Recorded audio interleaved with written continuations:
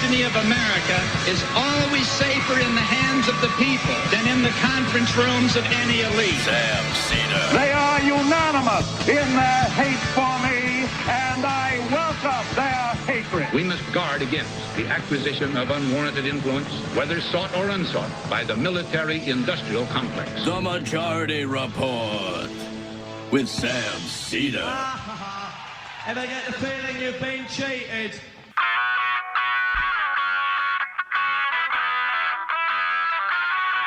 It is Monday, February 27th, 2023.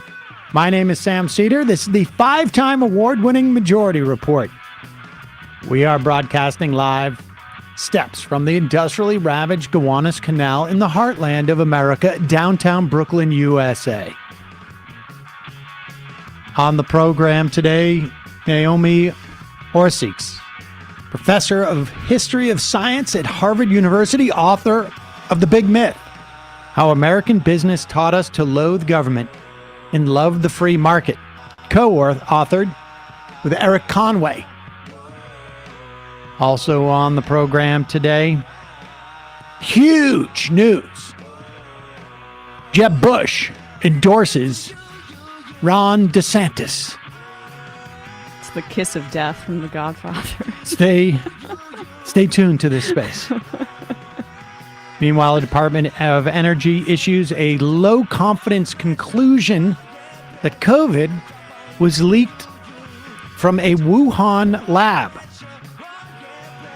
Meanwhile, Joe Biden's student debt relief plan in front of the Supreme Court tomorrow. Massive protests in Mexico over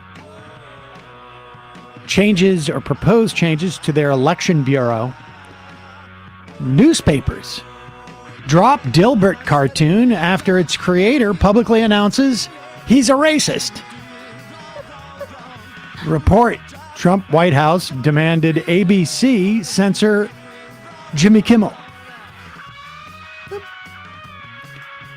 Another new report: child labor increasing in the wake of the pandemic in this country. UK and EU agree to a Northern Ireland trade deal. Fox News censoring its media reporter over the $1.6 billion Dominion lawsuit. Alyssa Slotkin announces her Michigan Senate run. Elon Musk lays off more at Twitter and then announces that the media is racist against white people. He's in solidarity with Dilbert. Yep. All this and more on today's Majority Report. Welcome, ladies and gentlemen. Welcome. It's the beginning of the week. Welcome back to me. Welcome back, Sam. Emma Vigeland, of course, Yes. my co-host, did an excellent job in my absence. Did you watch? No, but Yeah. I heard from a lot of people. Matt, you gotta get Emma on screen.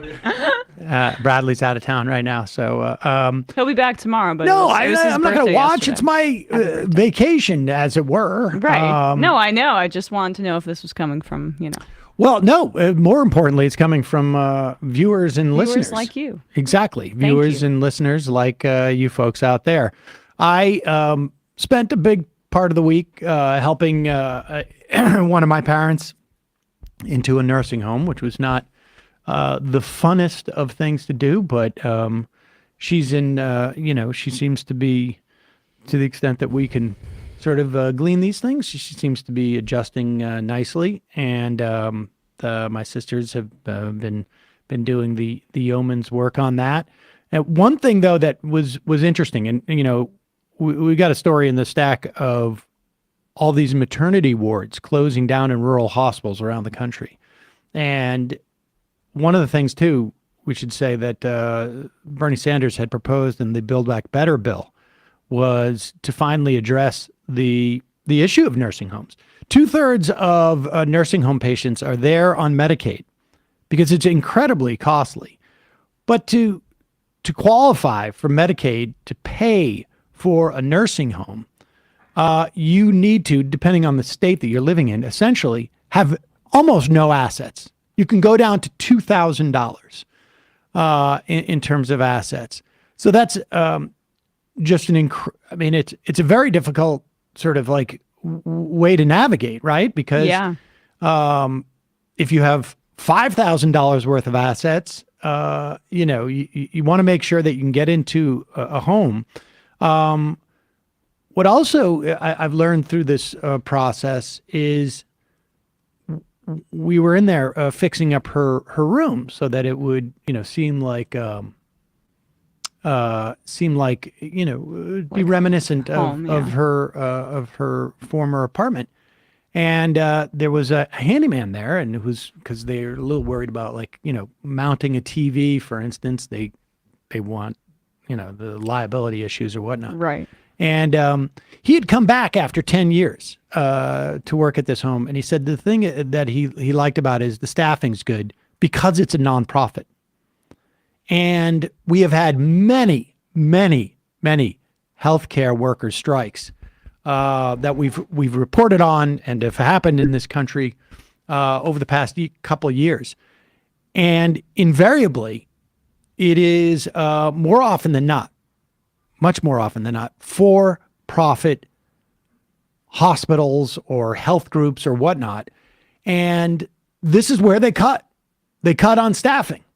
And so, in this instance, a not-for-profit, instead of shareholders getting a big chunk of change, that money goes towards making sure it's properly staffed. And so you have people who've worked at this facility for, 15, 20, 25 years. People are coming back to work at it because it's properly staffed. And people who work in a healthcare facility, they want to help people. That matters. Yeah. Yeah. And they it's difficult to work at a place where it is understaffed. But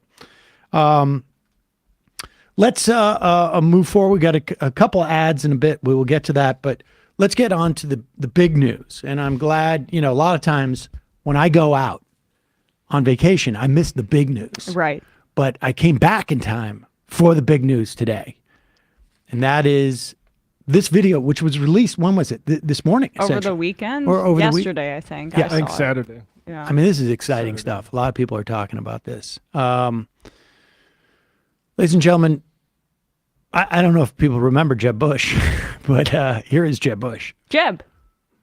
Think is pretty remarkable. And he hasn't declared yet. Many in the Republican Party hope he soon will. Is this Ron DeSantis' opportunity to run for higher office? I think it is. He's been a really effective governor. He's young. I think we're on the verge of a generational change in our politics. I kind of hope so. I think it's time for a more forward-leaning, future-oriented conversation in our politics as well. Which has made him, should he choose to run for president, a serious contender in Republican politics.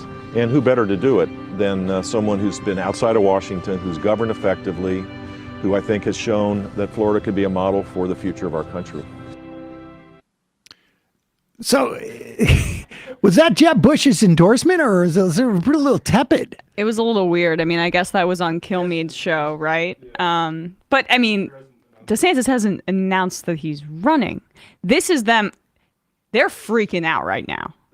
They are freaking out that DeSantis, who's the loser run, he's doing a crime tour of Chicago and Philly and New York and speaking to police unions. Trump's out on the ground in East Palestine giving out free McDonald's and water to the people there. I mean, the primary already kind of feels over, but I know it's not. But they're panicked, right? Erik Loathe had a great piece in New York Magazine speaking about how desperately the Republican Party is trying to brand DeSantis as like the reasonable moderate, someone that Wall Street Journal readers can get behind because he went to an Ivy League school. But that's not going to square with the general population in the general election when all he can talk about is trans kids and banning books and critical race theory. No one, that's alienating to people. The real problem that he has, and I think there was a poll that came out from Fox News that I think had Trump up 43 to 28 against DeSantis. We showed one from Morning Consult where it's 50 to 30. Yeah, I mean, there is a huge gulf here. Now, it's conceivable that if all of the supporters for all the other candidates rally around DeSantis, if DeSantis turns out to be really dynamic and whatnot, maybe there's a slight chance it'll be competitive. But the problem that DeSantis has, as you just alluded to, is that to beat Trump, he's going to have to get even more anti-trans, more anti-book, more anti-black, more anti-history than he is now, which is incredible how, much of a freak show he is. And there's no way you can hide that from the American public. And so it is going to be a huge turnoff as he chases Trump. Here's Donald Trump on Truth Social, apparently still waiting for whatever the non-compete clause that he signed for his own thing. Fox News is promoting Ron DeSantis. So much, so hard, and so much that there's not much time left for real news. Reminds me of 2016 when they were pushing Jeb.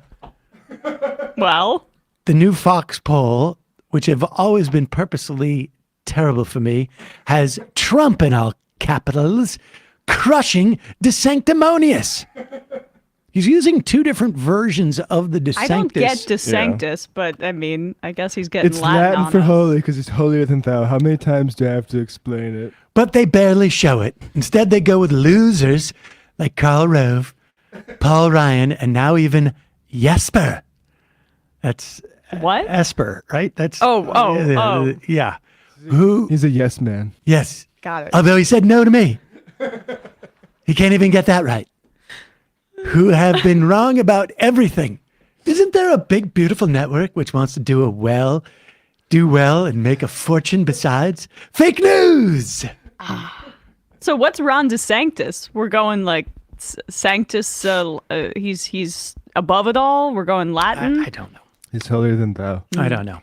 Veni, vidi, vici, Ron. I'm going to conquer you. This is gonna this is gonna be an interesting primary. I don't say fun, although I think it's gonna be fun, but I don't say fun uncouth because to say it's fun. Well, it's not couth to say it's gonna be fun. We're and gonna also, have fun. It could lead to a disaster. War with China. I mean, God knows, Yeah. frankly. But Or invading Mexico, like his son's been talking about. But this is the fun part. I mean, like, this is the time where we can party as the flames kind of before they engulf us, right? Right. I guess that's true.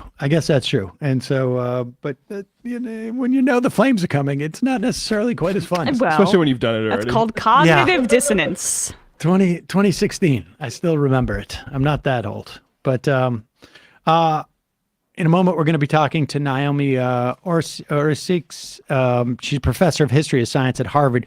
She's written a book. Well, she was the one who, or I should say, she and Erik Conway wrote Merchant of Doubt about tobacco. Oh, right. And which was a huge book. And then I think became a documentary as well. Now they're dealing with just the entire free market, the big myth, how American business taught us to loathe government and love the free market. You're going to want to stick around for that. Message today from one of our favorite sponsors, Sunset Lake Seder, introducing its newest topical product. I have loved their existing salve, but they have it's for muscles, but I used it for eczema as well. They now have an extra strength muscle rub, and all of their Seder topicals, doesn't matter whether it's like the lotion like this or their new salve, or their existing salve or their new muscle rub, are 25% off if you use the coupon code EXTRA at checkout. Their new extra strength muscle rub is made with quality ingredients like beeswax, shea butter, arnica, full spectrum CBD oil, menthol and camphor oil as well. You're going to recognize the scent and the cooling feeling, and will help with your minor soreness and deep aches, and includes lidocaine, which is a topical anesthetic. Folks at Sunset Lake Seder, Super excited to release this. If you like their solve, you're going to love this new rub. It has 3 times as much CBD as their hemp solve. Their extra strength muscle rub is made with quality ingredients, like I say. And I love that solve. I'm excited to try this. And Emma took a big whiff of it, and she said, It smells good. She said, I am okay doing this, because it's actually true. Like, as long as it's not floral, right? I don't have a bad reaction to it. And it's also great. You know what I like doing is rubbing that stuff when I got a cold or stuffed up. We were just saying I could use that right now. Sunset Lake, a great company. They don't use any pesticides or herbicides in the growing of their CBD. Also, it's all outside, which is huge, both from an environmental standpoint in that it saves, the electrical grid. Also, I've been told outside hemp is the best, but they also, they use integrated pest management. They don't use any herbicides or pesticides. Like I said, all of their stuff is third-party tested. They have great business practices. They've just they donated $1,000 to, who was it? To the, another strike fund. $1,000 to the Amalgamated Transit Union, a local 689 down in DC. We reported on that, on those strikes down there. And they're just a great company. SunsetLakeCBD.com. Check it out. Also, if you use Left is Best, you're going to get that, every day 20% off. But if you go and use Extra right now, you will save an extra 5% on their salves. Salve, I think. Another sponsor today, ZipRecruiter. ZipRecruiter has been a company that we've been that has been advertising with us for years. And in fact, after a couple of years, I needed to hire somebody, and I used ZipRecruiter, and that's the way we found old Brendan, who still actually works from the show, but remotely now. And then that's how we got Bradley via Brendan. ZipRecruiter was huge. Job seekers want more these days, from things like remote working conditions, easier application process. And the real question for you as a hirer, how do you break through the clutter, attract the most qualified candidates for your business? Well, the answer is, like I said, ZipRecruiter. And right now you could try it for free at ZipRecruiter.com/majority. There are a bunch of ways that ZipRecruiter helps you find the right candidates. ZipRecruiter's technology sends you great candidates for your job. You can send a personal invite to your top choices, makes an impact. They are more likely to apply. ZipRecruiter also makes it easy for candidates to apply to your job once they decide to. In fact, they can apply with one click. ZipRecruiter offers attention-grabbing labels like urgent, training provided, remote, and more that's going to catch the eye of a quality candidate. Get your job noticed by the best and brightest candidates with ZipRecruiter. 4 out of 5 employers who post on ZipRecruiter get a quality candidate within the first day. I am one of those 4. Go see for yourself. Go to this exclusive web address, ZipRecruiter, and you can try it for free. ZipRecruiter.com/majority. Again, that's ZipRecruiter.com/majority. ZipRecruiter, it's the smartest way to hire. And also, as you know, I am very uptight about getting my ID stolen, just because it's I don't know, it's a psychological. Well, I mean, it's a huge pain, and everybody's terrified of it. But I'm very neurotic about these things, and I will not click on any link. I've got it all locked up in terms of phishing, but it happens, folks. There are all sorts of data leaks. Happened with Twitter. Happened with Seamless. I got busted on Seamless. Oh my gosh. Yep. That was a huge pain, actually. I had to cancel that credit card and do all that stuff. But there is a specific app that will keep you safe, your online persona, and that is Aura. They are sponsoring today's program. It's an easy-to-use app. It includes everything you need to stay safe online.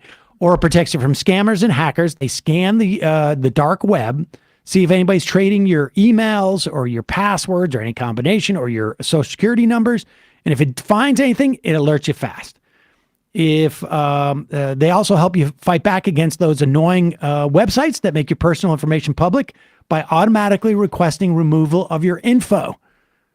This helps reduce robocalls and junk mail, and it helps with operational security, as it were, or it gives you near real-time alerts if anybody's trying to open up an account in your name, like a credit card or a loan. I got one of those when I opened up a bank account for Mila, which she apparently does not use to save any money. Their VPN allows you to stay anonymous online by keeping your browsing history and personal information safe and encrypted. They can protect your devices from viruses, malware, spyware, all that stuff. Keep the bad guys out. They even can help you control what your kids do on their devices. Set screen time limits, set focus time limits, restrict apps, et cetera, et cetera. They have a password manager that allows you to access your online passwords securely and conveniently. And maybe you have an app that does one of these things. Bottom line is this one app does all 7 of those functions. Let Aura do the hard work of keeping you safe up online. If you sign up right now, Aura is going to give you a 2-week free trial with my link. When you put your email in there, you're going to see how much of your information is or is not compromised. And it'll scare you, but at least you'll know. Go to aura.com/majority. Start your free trial. It's going to be linked in the YouTube and podcast descriptions, as all of our ads are. Check it out. We're going to take a quick break. We'll be right back. We're going to be talking about the big myth, how American business taught us to loathe government and love the free market. We'll be right back.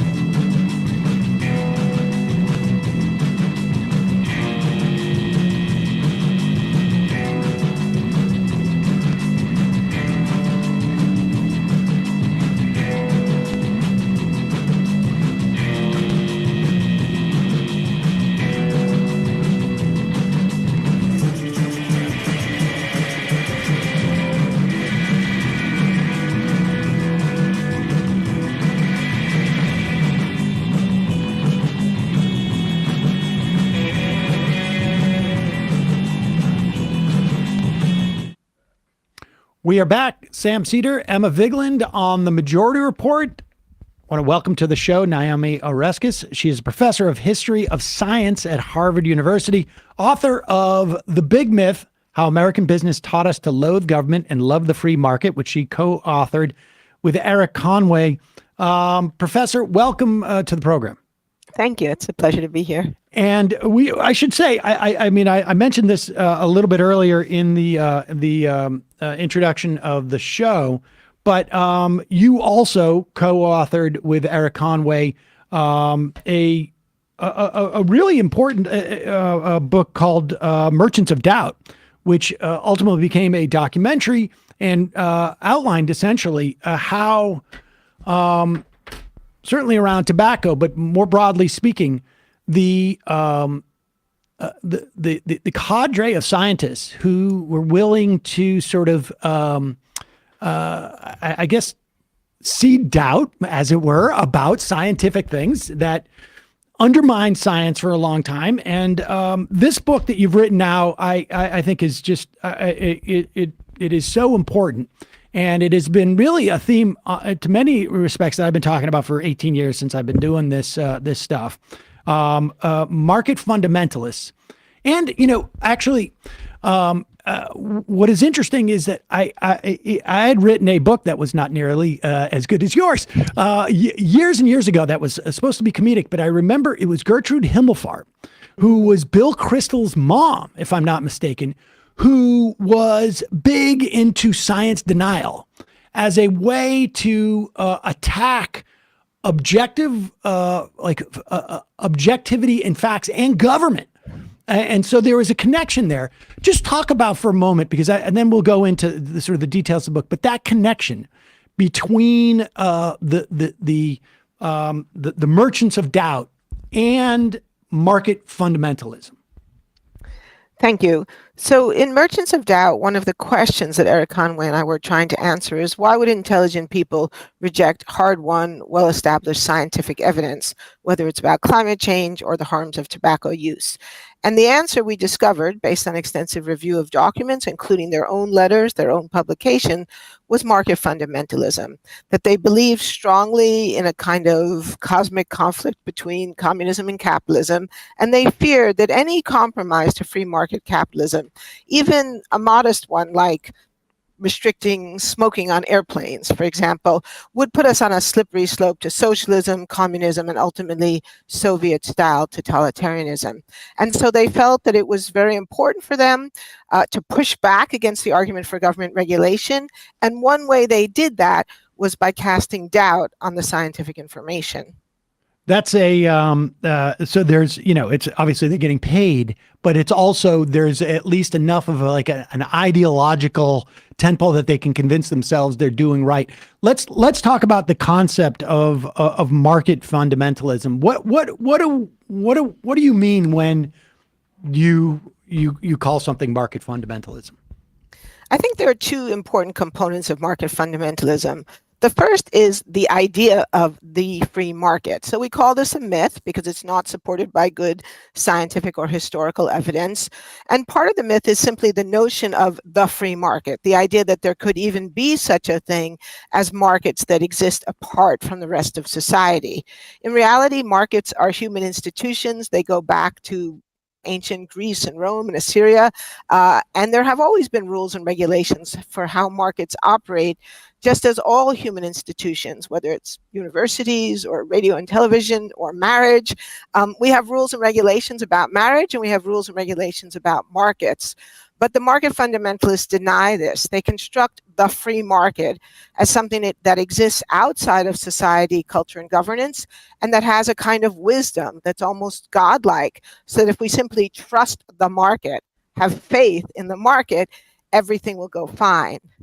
And then the second part of it is the role of government. So these are sort of two sides of the same coin. The market fundamentalists are also anti-government. They construct a story that government intervention or government encroachment, that's a word they like to use a lot, undermines the wisdom of the marketplace, therefore is a bad thing, and therefore government regulation, even to address a crisis like the climate crisis or an obvious ill like child labor, they would argue is putting us on the wrong path. It's putting us on what they call the road to serfdom.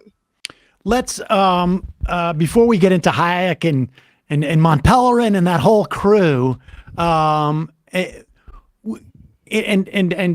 had so many debates with libertarians about that question of a free market, but what is their argument? We could talk about there being a market in ancient Greece or whatnot, but just in that sentence itself, we have to acknowledge that there is some type of structure to society that we don't talk about a free market existing in a place with no name, because there has to be a place that has been sort of like, there has to be a society before that happens. But what is their argument that it exists sort of like pre-societally? Well, I'm not sure they exactly have an argument. I would say that, as you pointed out, market fundamentalism is tied to libertarianism, and libertarianism is based on a radically individualistic notion of human activities, behavior.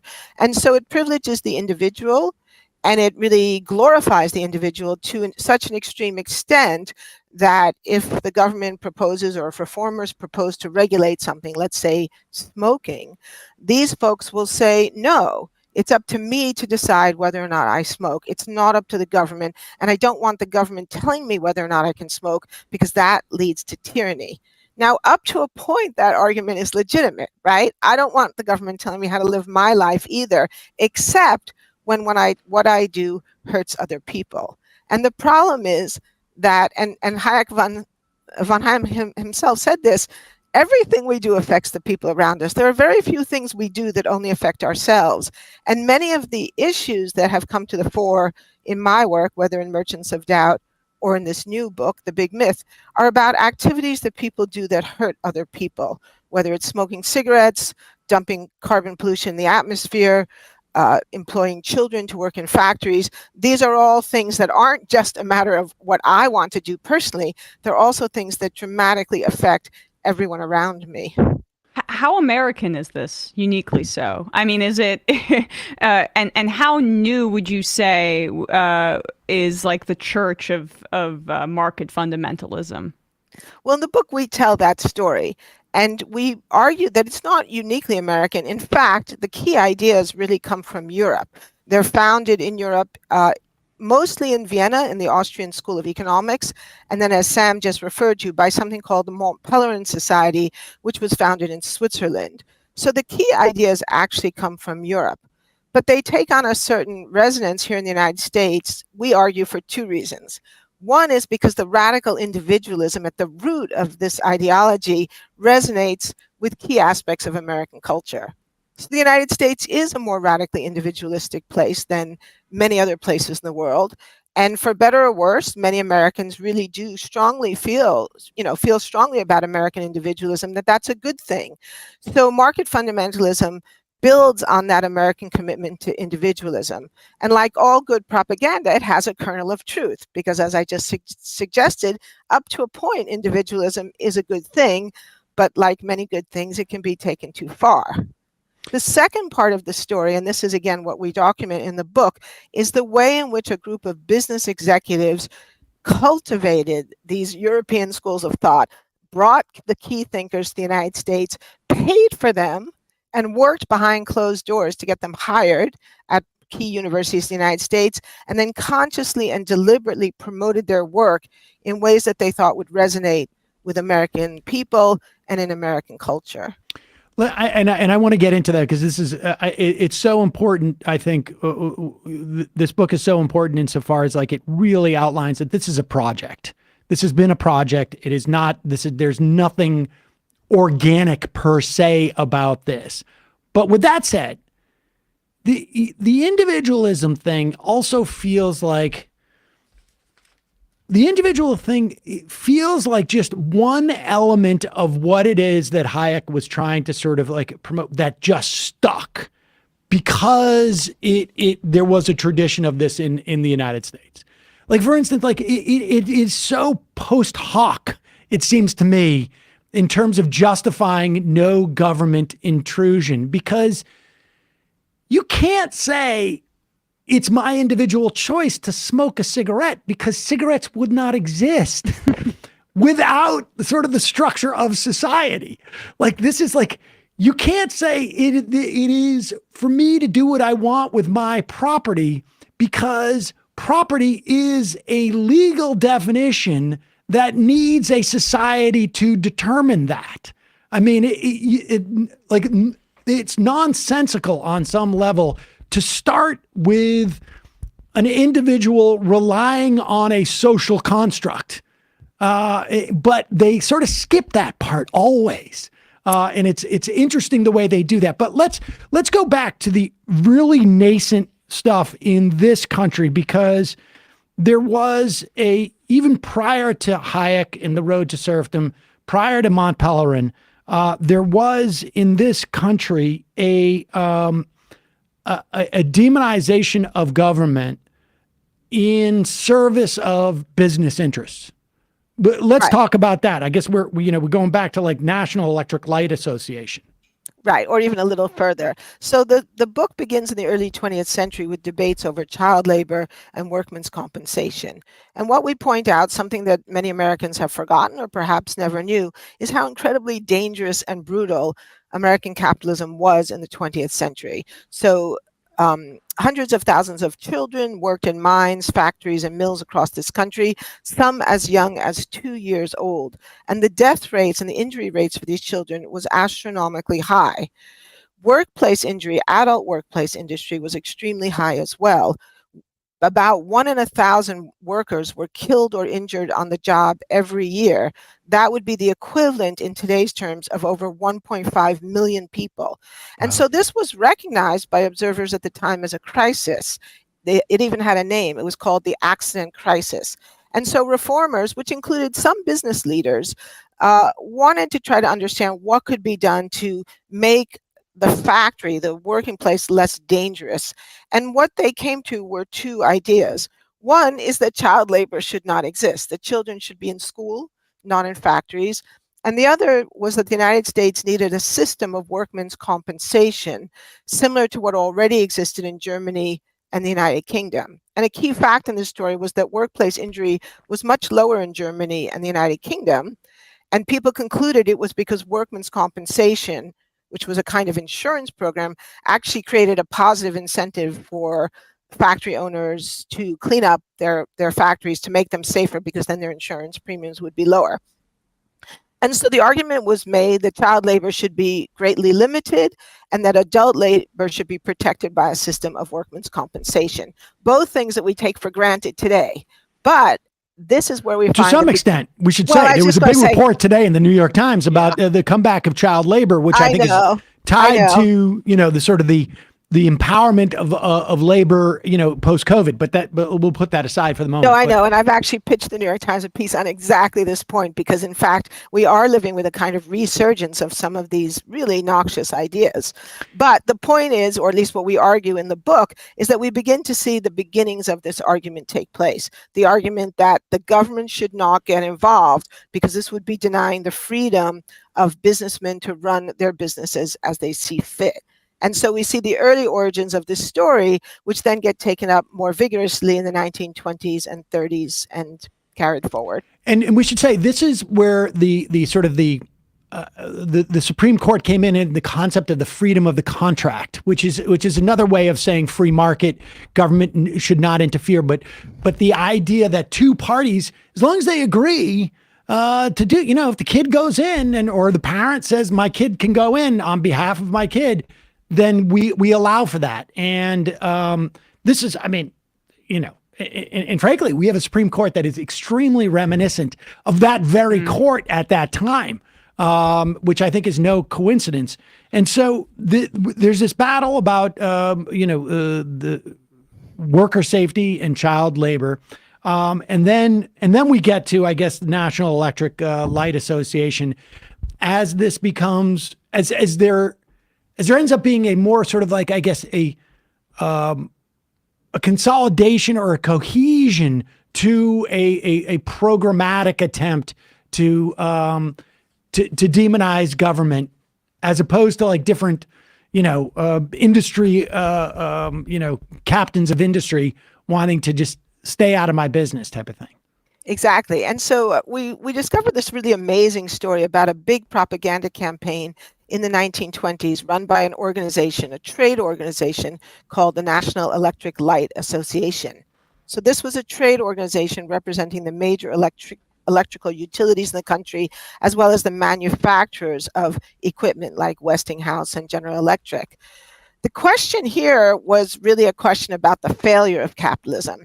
So the arguments about child labor and workmen's compensation are about the social costs of capitalism, people who get hurt during the operation of factories, and etc.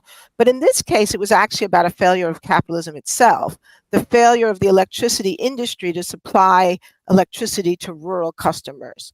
And so a group of reformers, led by the Pennsylvania Governor Gifford Pinchot, argued that in light of the market failure, in light of the failure of the industry to provide electricity to people who needed it and wanted it in rural areas, the government needed to step in. The response of the electricity industry was to launch a massive propaganda campaign. They were subsequently investigated by the Federal Trade Commission in the 1930s, who called this the largest peacetime propaganda campaign in the history of the United States. We're used to government propaganda and wartime propaganda, but this is corporate propaganda during peacetime. And the propaganda campaign was not designed simply to push back against proposals for rural electrification. It was designed to change how Americans thought about capitalism, markets, and government. And so it was a massive campaign, and it's a whole chapter in the book, but just to give you a few highlights, one of the things they did was to hire academics, essentially shills, to present the corporate case and to lie, to misrepresent the facts about the cost of electricity generation. So one of the points that Pinchot made was that in countries where electricity was generated through municipal utilities or through government agencies, as in Canada or parts of Europe, electricity was actually cheaper. But the industry paid academics to say that it wasn't, to write reports, and then they would issue press releases and get the media, which at that time was mostly radio, but also print media, to quote these experts. So it's a kind of merchants of doubt story, avant la lettre in the 1930s. And then the other key part, and really the really noxious part, was that then they rewrote textbooks. They took textbooks that actually talked honestly about the market failures, the corruption in the electricity industry, and hired paid academics to rewrite those textbooks, distributed the new textbooks free of charge to libraries across the country, and pressured publishers to adopt the new textbooks and get rid of the old ones. We should say there are three areas in which we see these assaults. And maybe this was the first time that we saw that, but academia, mass culture, and politics. And these are the sort of the three-legged stool, if you will, of the corporate assault on public consciousness. It's always like there's so much convergence around like Austria around that time, like with a guy like Bernays, coming out and, this is a big propagandist. And so much of this seems, I just feel like if it wasn't for Austria, we would have a much better world this day, with all due respect to Austria. There's a lot of I need to disassociate myself. No, I understand. That's my own little hobby horse, but Austria didn't turn out some great things around that time. I don't know if people remember, but nevertheless, so they set the sort of the template for this like trade or industry, I guess, propaganda push. The next iteration we see on a scale like this comes in the 30s from the National Manufacturers Association. They come out with a thing called, which I thought was fascinating, a tripod of freedoms, which made me immediately think, like, did FDR get his 4 freedoms as a way of pushing back on this? But it's a question for you. But talk about the tripod of freedoms, and this is also the group that helped promote Reagan later a little bit, didn't it? Okay, but as an actor, I should say, or post actor. But tell us about the NAM, as it were, and their tripod of freedoms. The National Association of Manufacturers was, in the 1930s, the largest trade organization in the United States, representing manufacturing businesses throughout the country. They were also a really important player in this story. So in the 1930s, they pick up on what NELA has done in the 20s, and they decide essentially to do it again, but to do it better and bigger. And one of the things that they realize, and we have the documents where they say this, so this is NAM officials, NAM staff discussing this problem. The problem is that the ideas that they are promoting are obviously self-serving. They obviously represent the interests of the ruling classes of what then was generally referred to as big business. And in many cases, they're factually incorrect. We know that NELA paid people to lie. So the NAM staff think about this problem. They say, what we need to do is we need to connect this argument to something that Americans love, something that all Americans cherish and care about, so that it will have more resonance with the American people and it won't look like it's just big business supporting its own prerogatives. And the idea they land on is freedom. And I have to say, when we found this, it was pretty chilling, because we had written about how the tobacco industry had done the exact same thing in the 1980s and 90s. Here was a trade organization doing this fully 50 years earlier. And so they developed this idea that they called the tripod of freedom. And they launched a massive propaganda campaign in the late 1930s and early 40s based on promoting the idea that American society was founded on 3 inextricable ideas: representative democracy, so far so good, the civil and political freedoms protected in the Bill of Rights, also good, but the third one, free enterprise. And they claim that because it's a tripod, if you compromise any one of these legs, the tripod will collapse. The whole of American society will collapse. Now, of course, the particular leg that they're trying to promote is the free enterprise leg. And this is interesting in two ways. First of all, they invent the term free enterprise. The historian Larry Glickman has written a great book just on that.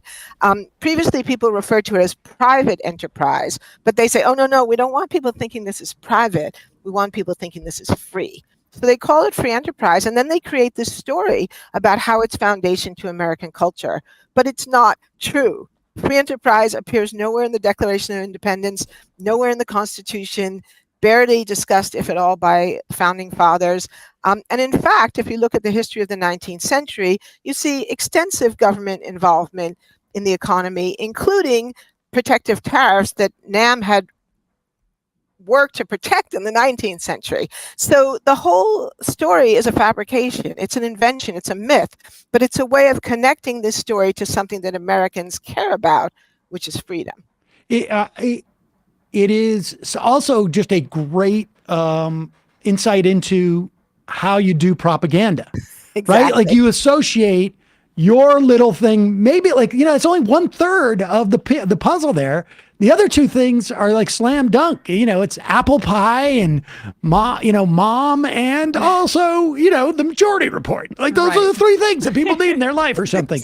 Exactly. And it's visual too, right? That you can imagine the tripod, one leg gets undermined and the whole thing falls. And it's interesting too, because we interviewed a couple of weeks ago, Jefferson Cowie, who wrote a book about freedom and its use within the context of white people's resistance of federal power in the 1800s. And so, like, sort of mutating that, particularly around that time, coming out of the 1920s, there's a lot of like, sort of, that's a very loaded term, the idea of an infringement of freedom in society at that time.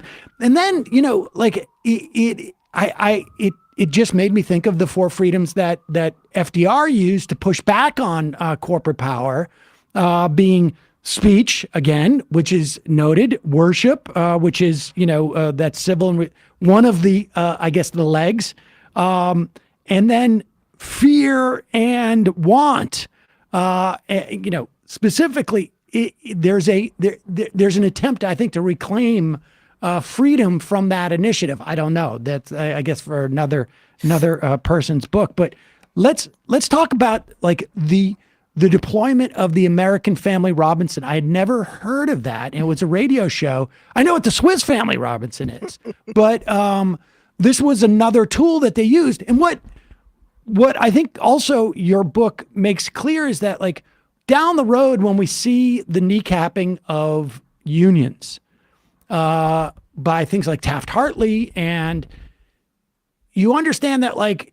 they basically, there was no mechanism to push back on these organized corporate entities anymore, because they inhibited the ability of labor to, which was the only obvious, like, sort of like, I guess, bulwark against this, to amass the power or to deploy the power that that corporations were at that time.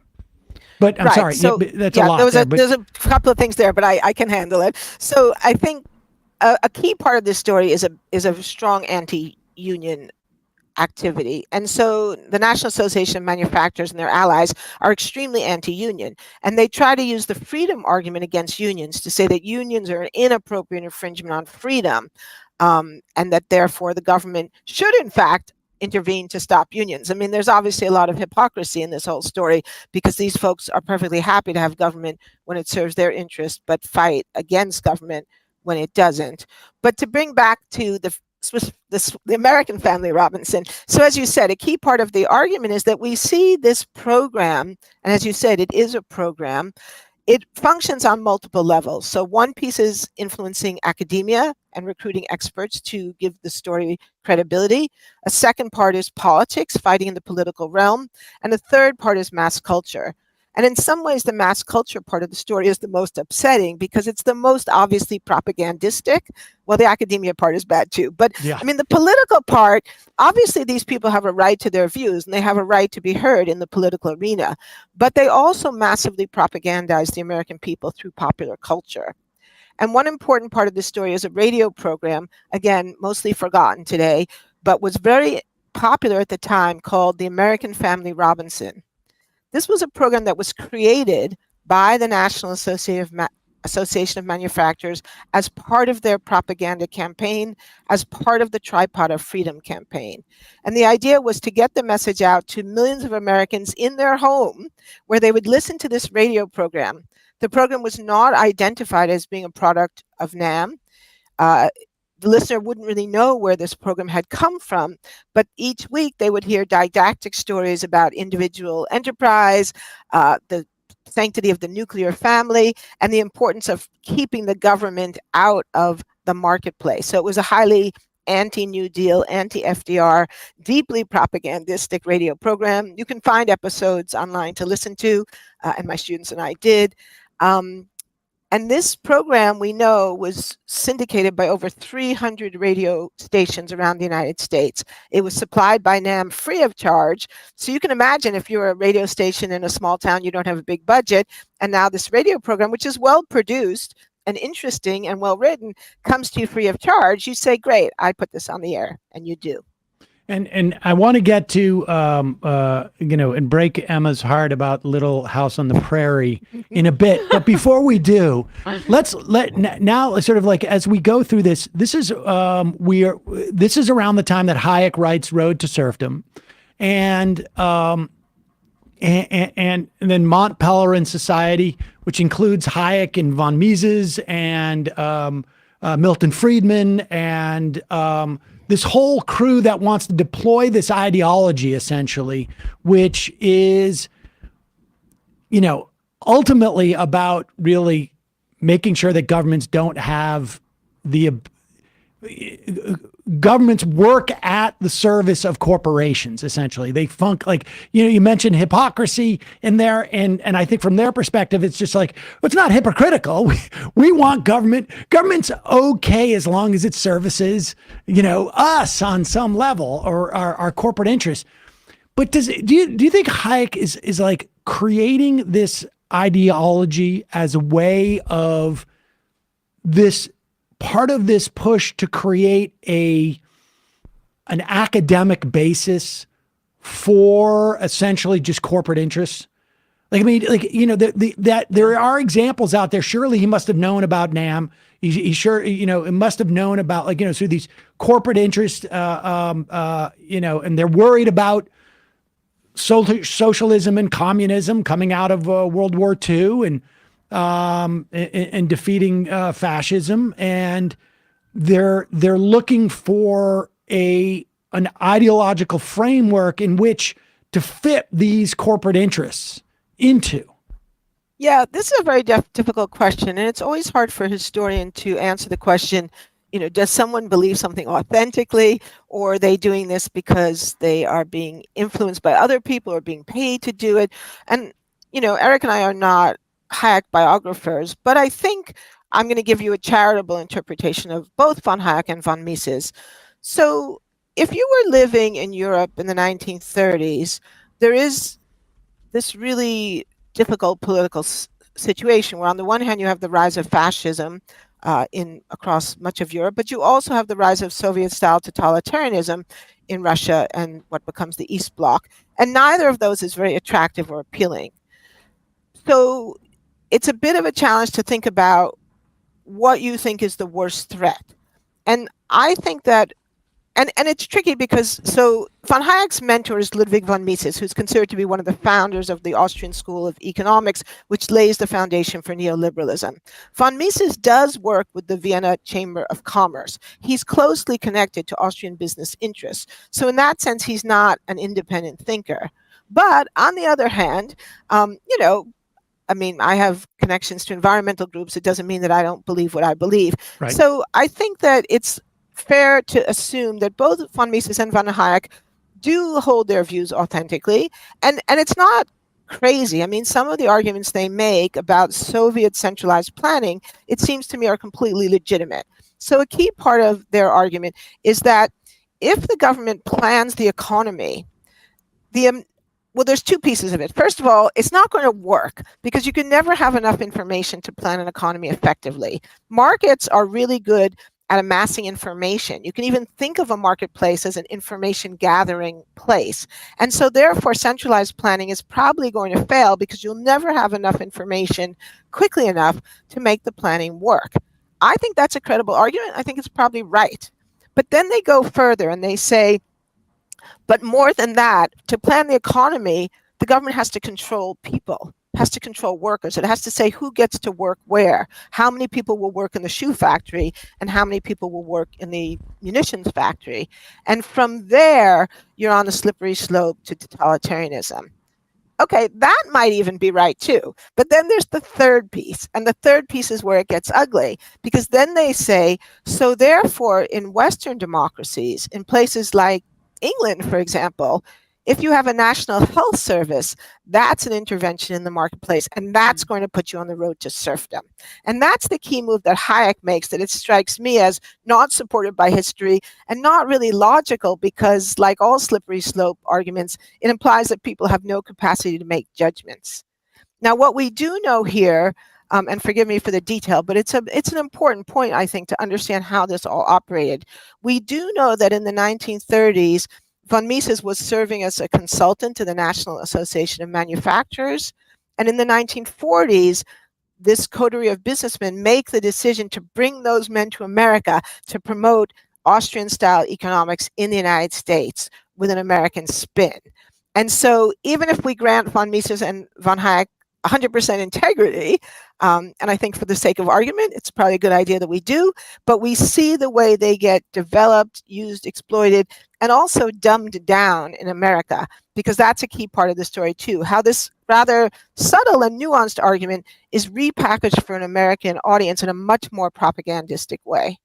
Yeah, I mean, it's almost irrelevant to me. I mean, I suppose from a historical standpoint, it's like, were they sincere or not sincere? It doesn't, that's irrelevant to me. I mean, but I do think that they had a project too, which was like, can we rationalize this impetus into a deployable ideology that can exist and almost sort of like backfill the reason why ANAM, for instance, wants these things. And I think that's a sincere endeavor. I mean, on some level, I'm, arguably in the same business. I don't, it's just, I like my ideology better.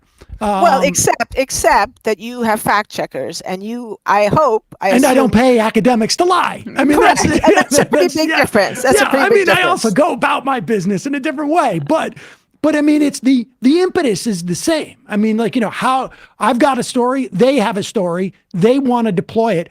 Theirs also involves, unethical things, I think, and paying scientists to spread disinformation. But the impetus is the same. Like I have this ideology, and how do we make it is something that is sort of digestible. And so it almost like goes from the impetus for places like NAM and this and that, and these nascent sort of like economic ideologies that are developing. The road to serfdom and Mont Pelerin is really sort of like ways in which to re-export this idea internationally, it seems to me. And it comes back to the States, and we start to see the beginnings of like a programmatic idea of both impacting academia, politics, and popular culture. We're jumping ahead a little bit, but yeah, this is insane to me. I mean, I grew up reading some of this, right? And I did not realize that Little House on the Prairie, which you spend a good amount of time speaking about, was a part of like a libertarian indoctrination propaganda effort. To talk about that a bit, because I think that might blow some people's minds. Yes, and one of the things that's so ironic about this whole story is All the while, these folks who were writing about are massively criticizing the Soviet Union for propaganda. And particularly, they reserve particular vilification for what they see as the Soviet attempt to propagandize children. And yet they do the exact same thing. Maybe they recognize it because they know it when they see it. So one of the kind of shocking pieces of this story, and here I want to acknowledge two other scholars whose work we drew on a lot, Caroline Fraser and Christine Woodson. It's the story of the origins of the Little House on the Prairie series. So like millions of other girls, I read those books too growing up and believed that they were the true life story of Laura Ingalls Wilder, a young girl, teenager growing up on the American frontier. That's how they were marketed by their publisher, and that's what I think most of us thought when we read those books. But it turns out it's not true. And it's not true on a couple of different levels. First of all, Laura Ingalls Wilder didn't write those books. She made rough notes for the books based on actual incidents of her life, but they were crafted into stories by her daughter, Rose Wilder Lane, who was a libertarian thinker, author, and journalist who happened to be friends with Herbert Hoover and was a close correspondent of J. Howard Pugh, the president of Sun Oil Company, and also a major leader in NAM.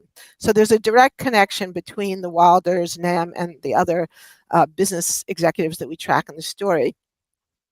Rose took her mother's notes and crafted them into libertarian parables, emphasizing success through hard work, individual initiative, and no need for help from the government. Well, that was a misrepresentation on at least two levels. It turns out the Ingalls family was not actually successful. Their story of life on the frontier was actually a story of repeated failures, but Rose wiped those away and made it all good, made it all successful through hard work. And the other thing, of course, is that the federal government played a gigantic role in the frontier through the Homestead Act, through the railroads, and for better or worse, through the removal of indigenous people. I'd say for worse. That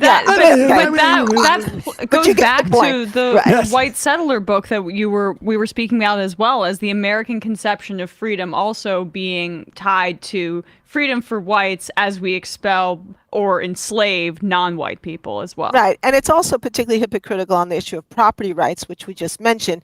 Rose Wilder Lane was a huge advocate of property rights, as many libertarians are, and she was a very, very influential libertarian thinker. Again, someone who's been mostly forgotten, but was considered one of the three most influential libertarian thinkers in the mid-century. So in her book, The Discovery of Freedom, which is a nonfiction, a book that claims to be nonfiction, although it's filled with falsifications of history, but she makes a very strong point about the centrality of property rights. But of course, underneath all of this is the theft of property from the Native American peoples. I had a debate with Walter Block. I don't know if you're familiar with him. He's a big libertarian. He was a Ron Paul advisor and then ultimately became a Trump guy. And he was a professor at, it was like a libertarian sponsored, George Mason, I think, or business professor.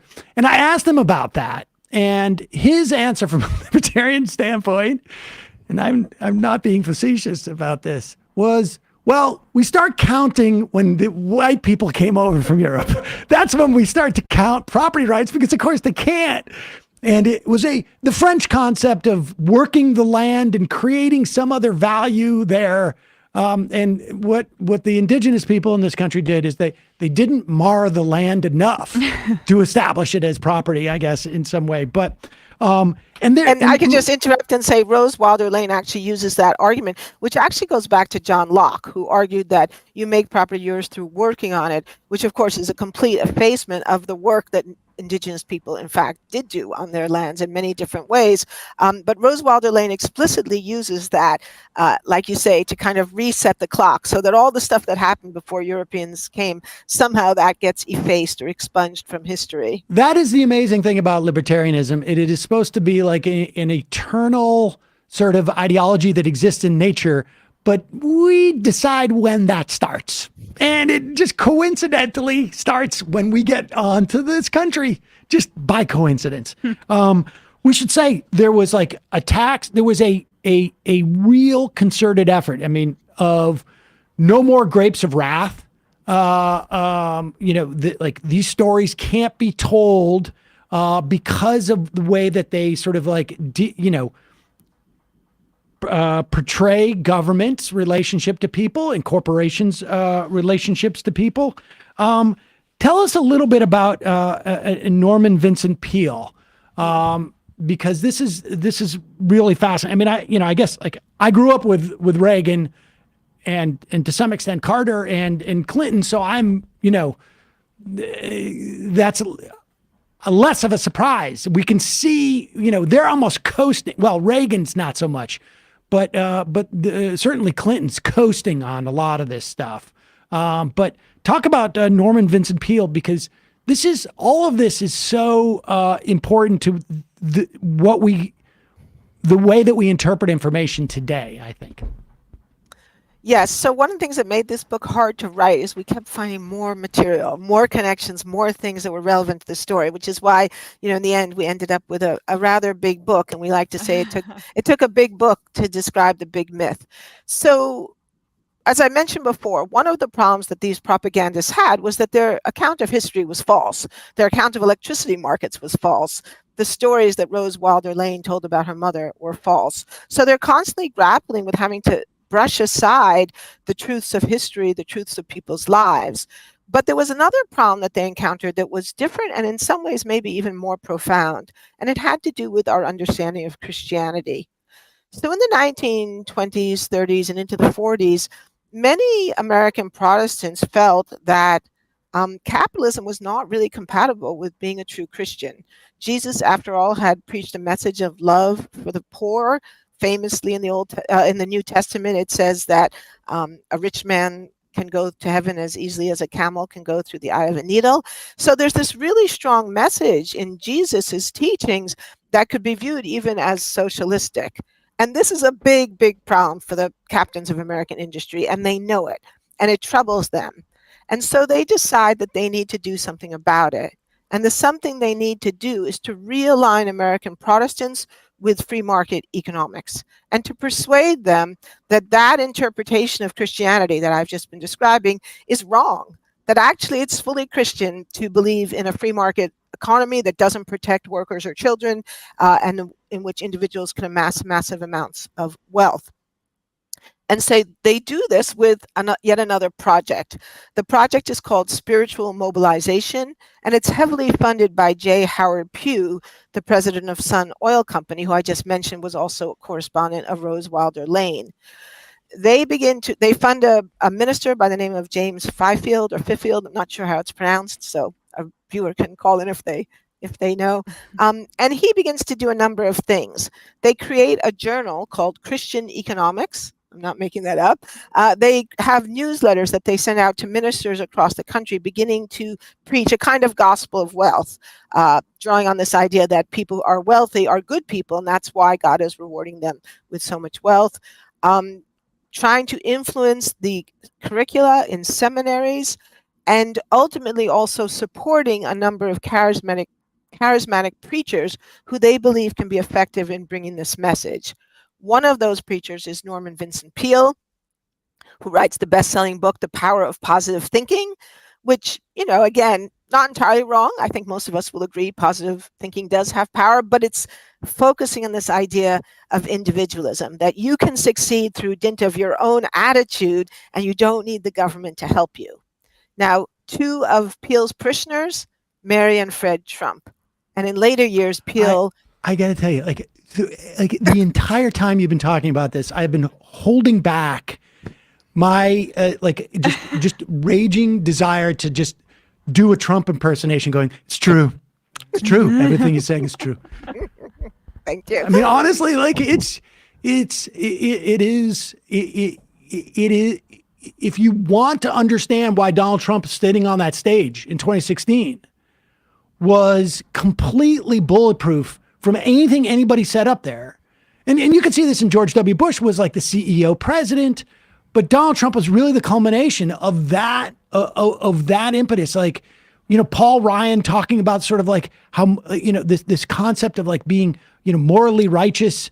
If you're poor, you sort of like morally, you've lost some righteousness. Donald Trump standing on that stage, there was nothing that he couldn't say that wasn't morally more righteous and correct, because he was the richest guy there. And that's it. and was not, and knew enough to deploy that in a way that we've seen like Republican candidates in the past sort of like hold back a little bit. Like I think Forbes ran at one point, the guy with the flat tax. He didn't get out in front because he was ashamed of his money a little bit. He had that old money quality, but Trump, he just realized like, this is what we've been building towards where, I'm the king because God said so. I know. And the thing is, we didn't set out to write a book about Donald Trump. In fact, the idea for this book predates Donald Trump running for public office. So it was pretty staggering to us when we found these connections, direct connections to the Trump family, to show and to see, as you just said, the ways in which the foundations for this approach have been laid for a long time and have come to fruition in sometimes really, really frightening ways. Very frightening ways. Well, I guess we can just briefly, as we get into Carter and Reagan and Clinton, I mean, Clinton famously said, the era of big government is over. Reagan obviously said like the most terrifying words that you can hear are, I'm from the government and I'm here to help you, or something to that effect. Carter also like made this big push for deregulation. By the time we get to the 70s, these guys have won on an intellectual level, haven't they? Yeah, I think so. And that's really what the third is about, is how these ideas, which were not mainstream through the 1940s, 50s, 60s, how they were mostly rejected by most Americans. Public opinion polls showed vast majority of Americans supported Social Security, Medicare, wanted the government to protect the environment.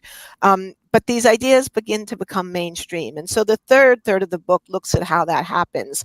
And a key figure, of course, is Ronald Reagan.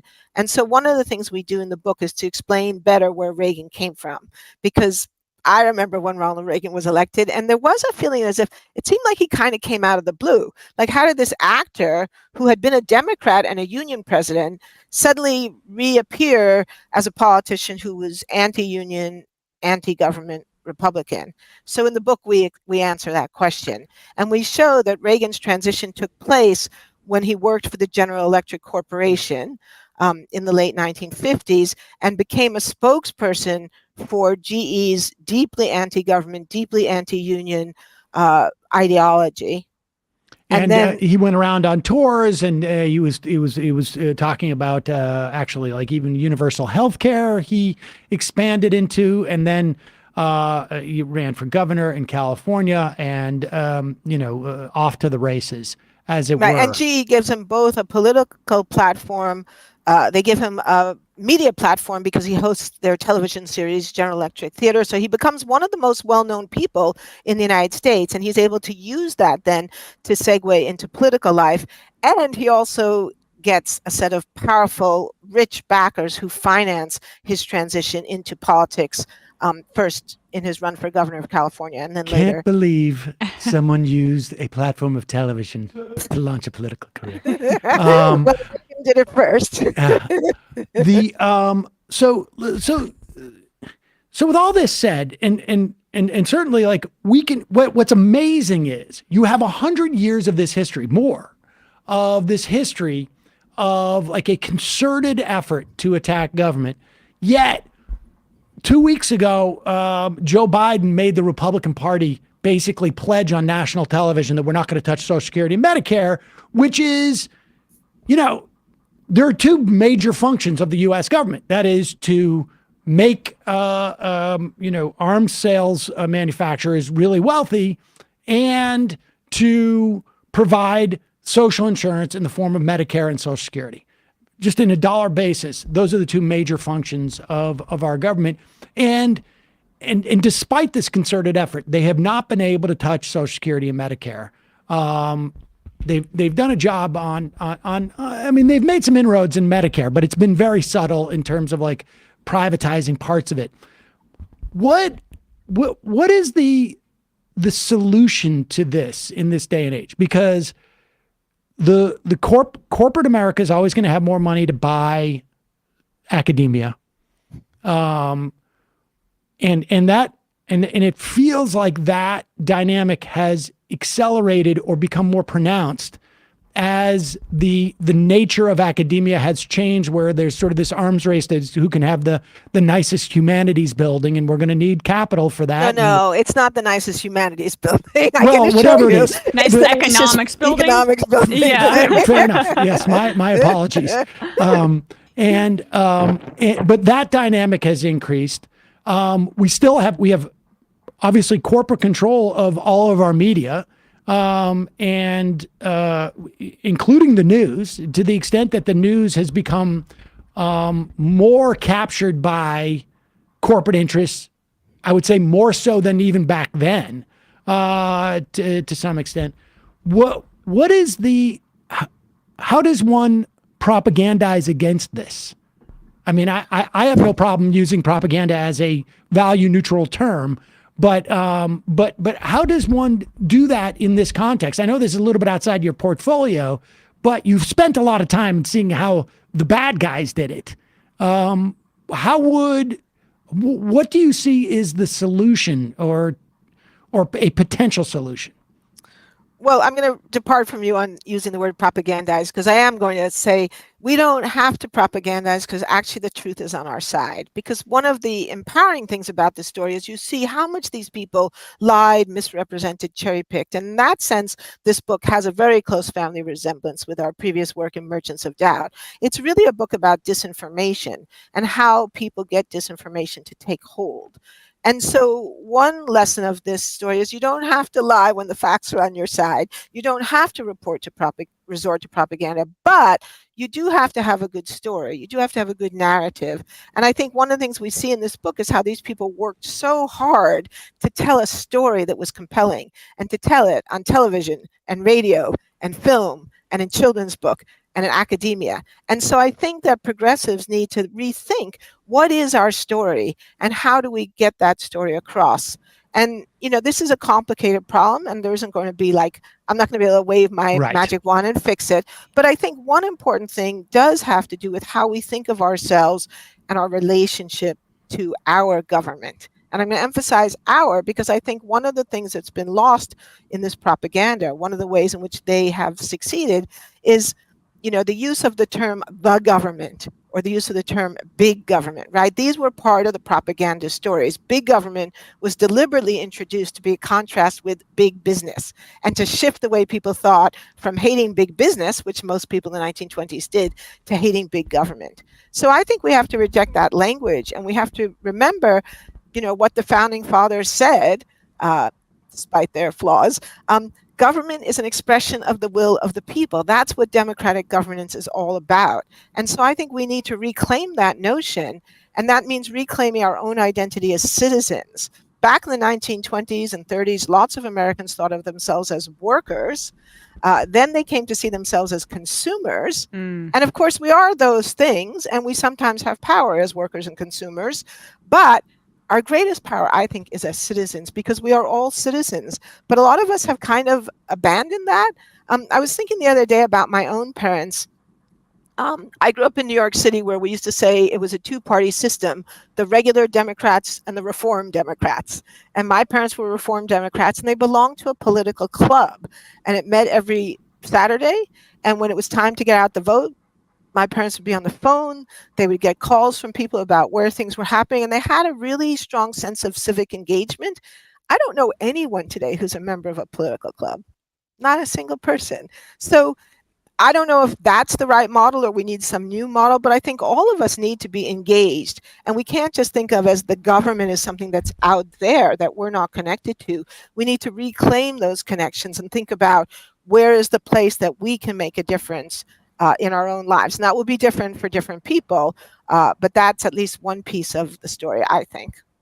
I think we'll be able to send you information on the Boston DSA up there if you are interested in joining a club. I mean, and to a large extent, that is we're seeing, it's happening with, I think, there is a generational divide, I think, that and maybe it has to do with when the fall of the Soviet Union happened or post-Occupy, but there's a there does seem to be a change, and we're seeing it reflected to some extent in the administration, right? I mean, we have gone from a consumer-oriented FTC and Department of Justice antitrust division to a more citizen model that is looking at the implications of this anti-competitiveness in terms of what it does to our politics and to what it does to sort of like broad-based opportunity for people.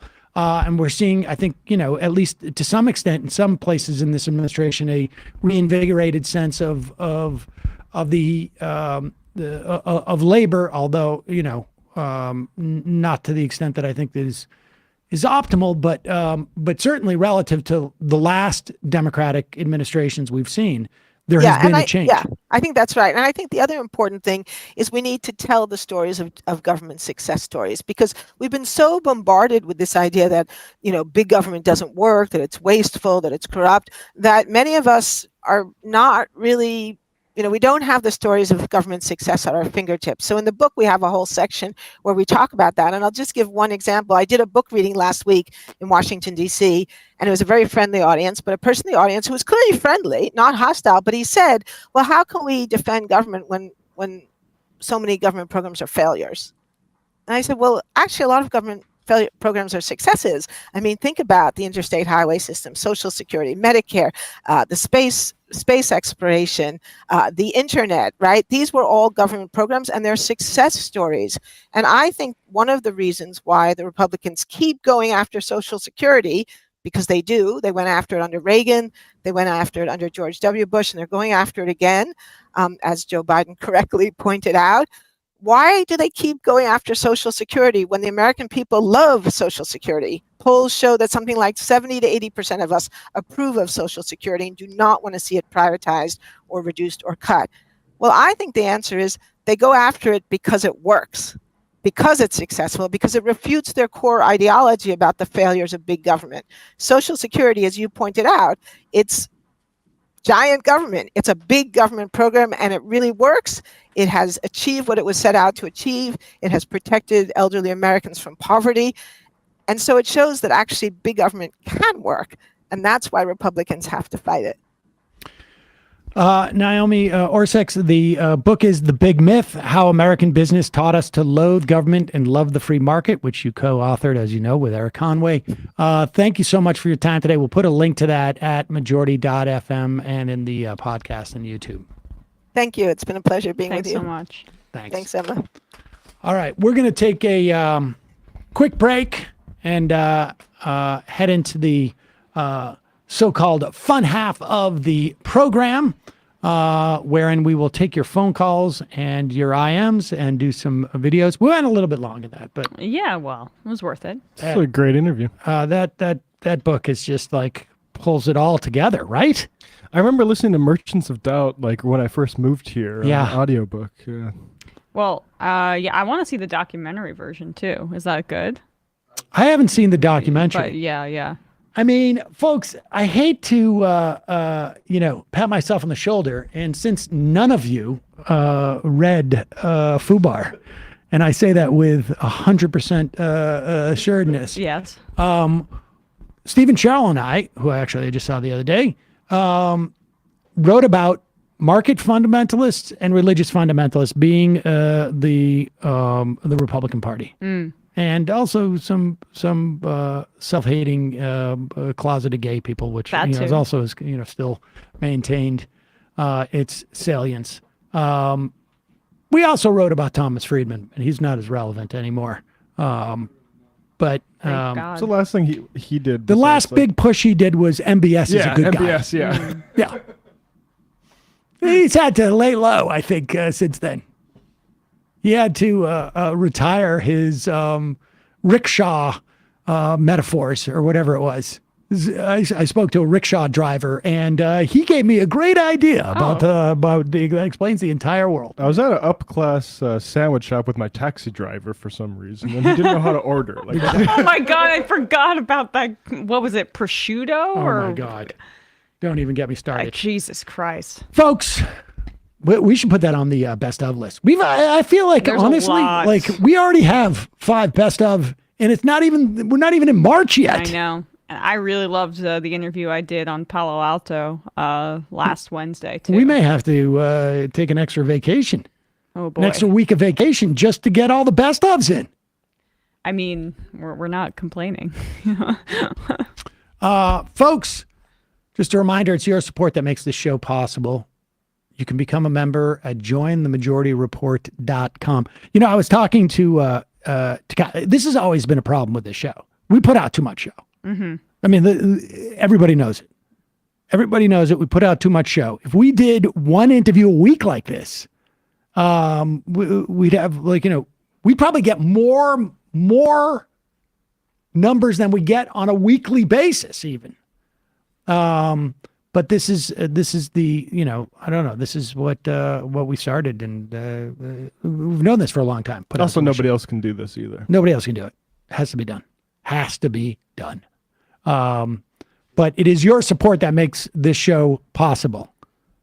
You can help the show survive and thrive by becoming a member at jointhemajority.report.com.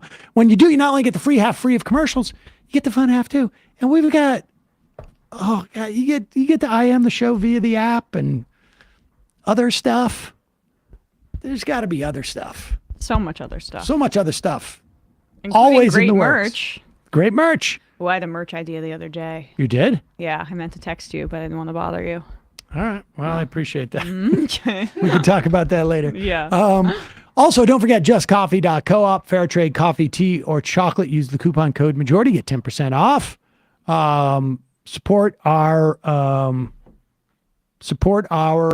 what do you call it? Our sponsors. They make the show possible too.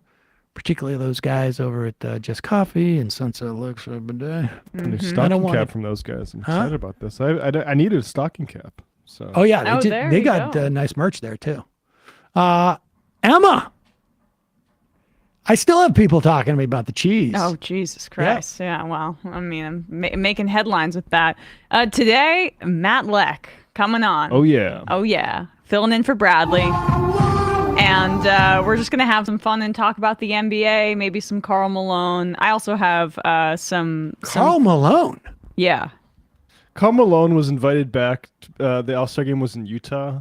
And I don't know if you're familiar with the whole Karl Malone thing, are you? I remember him from like 30 years ago. He got a child pregnant at age 12. Yeah, there's some submerged Karl Malone What? stuff. And it was kind of known, but like... not really talked about this entire time in the NBA, but now the internet exists and people talk about the fact that he had a child with a 12-year-old. What? When he was like in college. Yes. And denied it vociferously. That child ended up being an NFL offensive lineman. Then he finally acknowledged the child. He's a terrible person. NRA donor, Bush donor in his 2004 re-election bid. Total just... I mean, I was never a fan of his. They were a match made in heaven, him and John Stockton, because John Stockton is a big-time anti-vax lunatic now. I had no idea. So, we all owe Michael Jordan and the Bulls a lot of thanks, because if he didn't come around to steal that ball from Karl Malone on the lower block and then hit that crossover on Byron Russell and win that, we would have NBA champion John Stockton and Karl Malone, and probably... I don't know. But was that the same year they beat the Knicks in the finals? All right, guys. I don't know. What's happening? I see you talking about Karl Malone. I had no idea. No, we'll talk about it then. I mean, I don't really have a run. We'll figure it out. We're going to talk NBA, but I have some bones to pick with the NHL with their, as well. NBA highlights. Yeah, and we're just going to have some fun. So 4 p.m. today, Matt Leck joining us as a guest on ESPN. It's huge crossover episode. It'll be really fun. And for Left Reckoning, Matt. Speaking of Matt Leck Media. Yeah, yesterday we had to talk with Luke Savage, David and I, talking about the Trump and DeSantis thing, including like what's going to happen when Trump realizes that nobody cares about whether he won the election or not. They kind of want to know, like, what's this going to mean for me? Yeah, everybody really cares, and everyone wants to look backwards forever at that loss until it's rectified.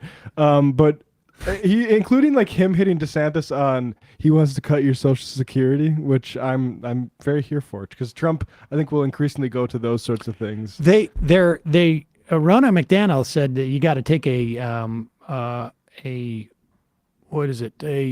loyalty pledge to participate in the debates, and that's going to be interesting. Well, first off, Trump's going to be like, okay, yeah, I'll be loyal. Oh, and you didn't hear the other part where I said, I'll be loyal if I think things are on the up and up. Yeah, unless something happens. And I'm not sure things are on the up and up. But it's also like, you don't want me at the debate? Guess who's not going to watch the debate? Nobody. If I'm not on the debate, nobody's going to watch. I'll tell you what, I'll have a debate and I'll invite people. Maybe we'll just sponsor a Trump Mar-a-Lago debate. Yeah. Instead of a Republican debate. I gotta make sure that it's loyal to me. So I'll sign this pledge. But if it's not loyal to me, we might have to reconsider. Did you say loyal me? All right, we're gonna take a quick break. Oh, 646-257-3920. I really did hold back. I tried to I was just gonna interrupt her about 5 times during the Sorry. guest. Sorry. What? So that's Yeah. What? that sounds smart. It's Christian to make money. What are you talking about? I'm the best Christian. 2 Corinthians. 646-257-3920. Let's see you in the fun half. You are in for it. All right, folks. 646-257-3920. See you in the fun half. Are you ready?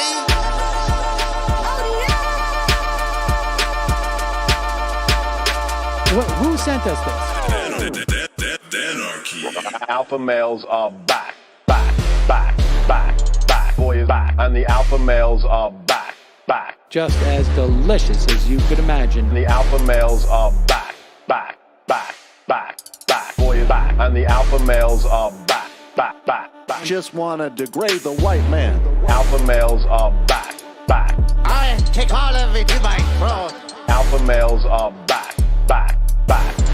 Snowflake says what? The alpha males are back. You are a man.